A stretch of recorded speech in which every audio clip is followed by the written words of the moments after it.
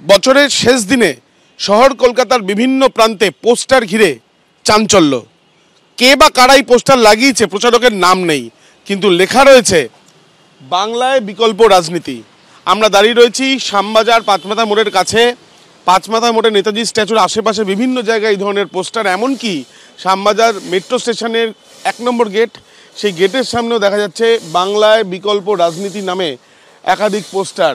আমরা দাঁড়িয়ে রয়েছি দক্ষিণ কলকাতার হাজরা মোড়ে, এবং এখানে ইন্দিরা গান্ধী, রাজীব গান্ধীর যে স্ট্যাচু রয়েছে সেই স্ট্যাচুর তলাতেও একইভাবে শ্যামবাজারে যেমন ছবিটা দেখা গিয়েছিল এখানে দেখা যাচ্ছে তেরঙ্গা, এবং সেখানে লেখা বাংলায় বিকল্প রাজনীতি।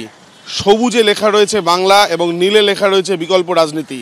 কে বা কারা এটা লাগালো বা এই পোস্টার এখানে দেওয়া হয়েছে কেউ বলতে পারছেন না, এলাকার কোনো বাসিন্দা বা এখানকার যারা পথচারীরা। আজকে সকাল থেকে উত্তর কলকাতা, দক্ষিণ কলকাতার বিভিন্ন জায়গায় এই ছবিটাই কিন্তু দেখা যাচ্ছে। ক্যামেরা শান্তনু দত্তর সাথে আবির দত্ত, এবিপি আনন্দ, কলকাতা। এই পোস্টার নিয়ে কি বলছেন বিজেপি নেতা সজল ঘোষ, শোনাবো। বিকল্প রাজনীতি মানে হচ্ছে দলের ভেতর যারা হতাশাগ্রস্ত, যারা ডিপ্রেশনে ভুগছেন, সেই ডিপ্রেশনের রোগীদের পোস্টার এটা। এখন এটা কোন দলের ডিপ্রেশনের রোগীদের পোস্টার সেটা বলাটা খুব মুশকিল। কংগ্রেস হতে পারে, তৃণমূলও হতে পারে, কারণ ভাইপো লাগাতে পারে এই পোস্টার। কারণ গতকাল থেকে সে বলেছে যে আমি কোথাও যাব না ডায়মন্ড হারবার ছাড়া।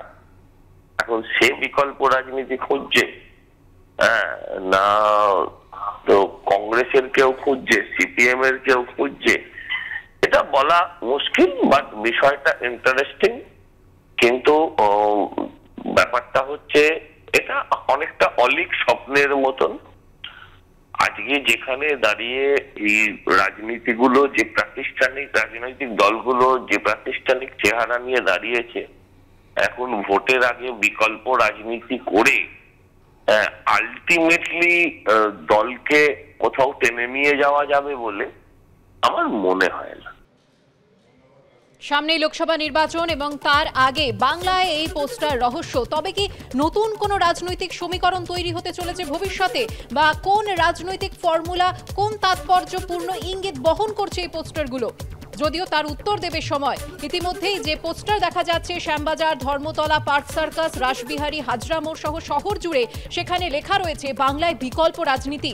এমনকি কোচবিহারের মাথাভাঙাতেও পোস্টার পড়েছে। এই মুহূর্তে আমরা টেলিফোনে যোগাযোগ করে নিয়েছি কংগ্রেস নেতা সৌম্য আইচ রায়ের সঙ্গে। সৌম্যবাবু, কি বলবেন? আগে কারণ কালীঘাট আর ক্যামাক্সিকের এই দ্বৈরথটা আমরা দীর্ঘদিন ধরে দেখছিলাম, এটা শুধু সময়ের অপেক্ষা ছিল।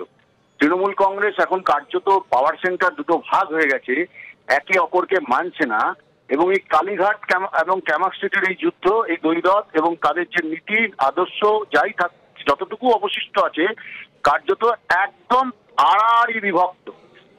ভাইপো থাকবে না পিসি থাকবে, পিসি থাকবে না ভাইপো থাকবে, এই ময়ূর সিংহাসনের লড়াই এখন বাংলার মানুষকে দেখতে হবে। আমরা শুধু একটাই কথা বলছি ৯৮ সালে যখন কংগ্রেসের দল ভাঙিয়েছিলেন মাননীয় মুখ্যমন্ত্রী, এটা ভবিতব্য ছিল। আমরা জানতাম, দেখুন, সাপুরের মৃত্যু হয় সাপের ছোবলে। আপনি নিজের ঘরও আপনাকে একদিন ভাঙাটা দেখতে হবে মাননীয় মুখ্যমন্ত্রী। তার শেষের শুরু তৃণমূল কংগ্রেসের শুরু হয়ে গেল। ধন্যবাদ সৌম্যবাবু।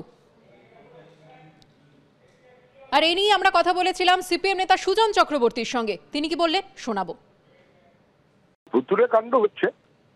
হঠাৎ করে কলকাতা শহরে একদিন পোস্টার পড়ে গেল, এখানে বোঝা গেল যে তৃণমূলের মধ্যে অন্তর্দ্বন্দ্বের প্রতিফলন, নাম না লেখা পোস্টারে। এই বিকল্প রাজনীতি যদি কেউ চান, তাহলে তাকে তো বলতে হবে আমি চাইছি। আমি কথাটা বলতে পারবো না, অথচ তৃণমূলের সঙ্গে থাকবো, কিন্তু বিজেপি পারপাস পার করবো, সেটা বলতে অসুবিধা হচ্ছে বলে লুকিয়ে চুরিয়ে বলার মতো কোনো ছায়া লড়াইয়ের মনোভাব নয় তো।